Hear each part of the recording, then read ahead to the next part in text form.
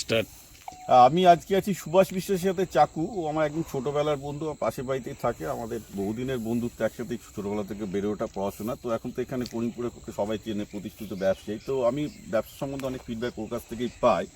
তো এটা আমাদের একটা ডায়ালগ হচ্ছে, এই নয় যে আমি বলবো, কারণ সেই লোকাল ব্যবসা নিয়ে ও সবচেয়ে বেশি জানে, ওরও কিছু আমাকে নিয়ে প্রশ্ন আছে। তো সুভাষ, প্রথম ব্যাপারটা হচ্ছে এই যে এখানে স্থানীয় যারা ব্যবসায়ী, মানে ম্যাক্সিমাম তো ডিস্ট্রিবিউশন, লোকাল রিটেলার সবই আছে। এই ডিস্ট্রিবিউশনের ব্যবসাটা, এই যে আমি যেটা দেখছি যে তোদেরকে গিয়ে এখন ধর এই পুরো মানে আগে দেখতাম যে পুরো গাড়ি করে টিম নিয়ে গিয়ে মানে প্রত্যেকটা জায়গায় সাব ডিস্ট্রিবিউটর বানাতে হতো, এই করতে হতো।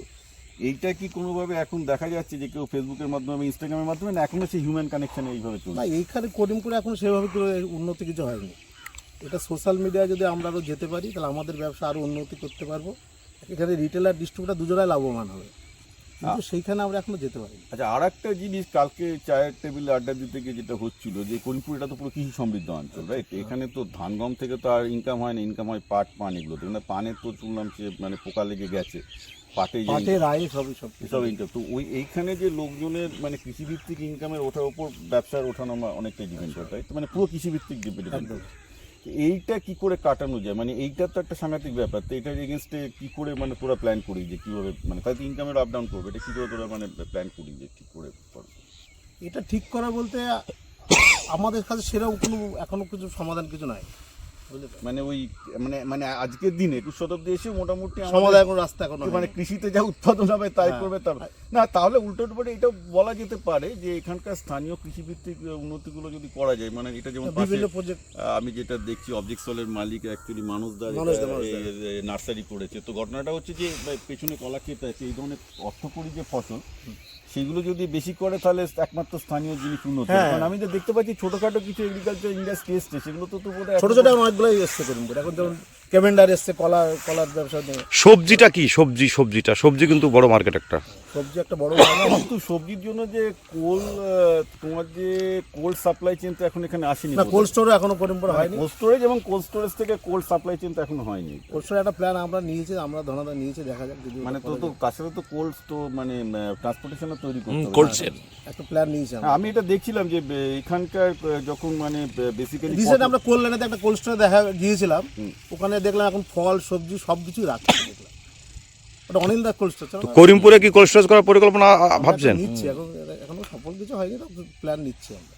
তো দাদা বলছি যে করিমপুরে যে ব্যবসা করছেন, সোশ্যাল মিডিয়াটাকে ব্যবহার এরকম হাজারা অন্য জায়গায় হচ্ছে, সোশ্যাল মিডিয়া কিন্তু করিমপুর সেভাবে ব্যবহার মানে তাহলে এটা বিপ্লব বলেন তো উপকারিতা কি হতে পারে আর কি, মানে এটার উপকারিতা কি হবে, কিভাবে করা যায়? না, এটা যেটা মানে বলছে ভারতে যে ইনস্টাগ্রাম এবং ফেসবুকের থ্রু দিয়ে যে রুরাল কমার্সের কথাটা আমরা বলছি, এটা প্রজেক্টেড হচ্ছে 2030 সালের মধ্যে প্রায় $30 বিলিয়ন মার্কেট হবে। এটা অলরেডি $10 বিলিয়ন মার্কেট, হিউজ একটা।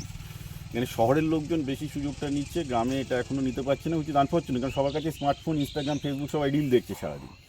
সমস্যাটা যেটা হয়ে গেছে এখানে, যেটা যে যারা রিলের পেছনে সময় দিচ্ছে, উল্টোপাল্টা রিল করছে, অশ্লীল রিল করছে, কিন্তু একটা যে ধরো এখানে এই যে বলছি যে মানুষরা সুন্দর একটা নার্সারি করেছে, এই নার্সারির ওপর একটা যে কন্টেন্ট বানিয়ে ভালো ভিডিও করে ছেড়ে দেবে, সেটা দিয়ে তাহলে এই নার্সারিরও বিক্রি হয়, সেটা করছে না, রাইট?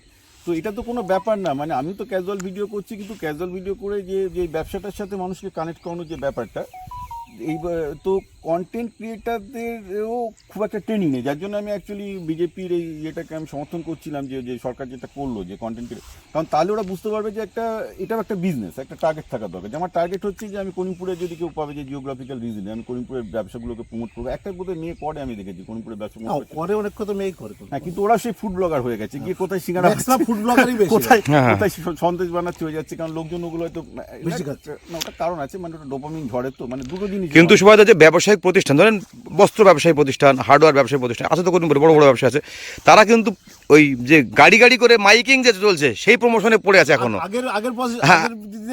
হ্যাঁ, কিন্তু মানে এই যে সামাজিক সোশ্যাল মিডিয়াকে ব্যবহার করে কিন্তু প্রমোশন এখনো করিমপুরে সেরকম করে আসতে পারেনি আর কি। এটা আমরা আস্তে আস্তে পিছিয়ে যাচ্ছে, এটা আস্তে আস্তে আমাদের ডেভেলপ করতে হবে। না, আই থিঙ্ক লোকজন এখানে পড়াশোনা করে, যেটা দরকার এদের মধ্যে আরেকটু স্কুল লেভেল থেকেই একটু চেতনাটা থাকা দরকার, যাতে কিভাবে কন্টেন্ট বানিয়ে সোশ্যাল মিডিয়ার মাধ্যমে। কারণ আজকের দিনে যেটা বললাম, প্রত্যেকটা ব্যবসার একটা ফিজিক্যাল প্রেজেন্স, একটা ভার্চুয়াল প্রেজেন্স থাকে। মানে একটা দোকান ফিজিক্যাল প্রেজেন্স আর একটা ভার্চুয়াল প্রেজেন্স, মানে তার ফেসবুক পেজ, ইনস্টাগ্রাম থাকাটা জরুরি, যে সে দুটোর মাধ্যমেই বেচবে, তাহলে তার এটা ম্যাক্সিমাইজ হবে। কারণ ধর তোর কাস্টমার তো এখান থেকে আছে, যেটা তোর দোকান থেকে বোধহয় 10 কিলোমিটার দূরে, আর এখান থেকে তুই তাকে পৌঁছাবি কি করে, সে যদি তোর সাথে কানেক্টেড থাকে তোর ফেসবুক পেজের মাধ্যমে, ইনস্টাগ্রাম পেজের মাধ্যমে, তবে এটা হবে আর কি।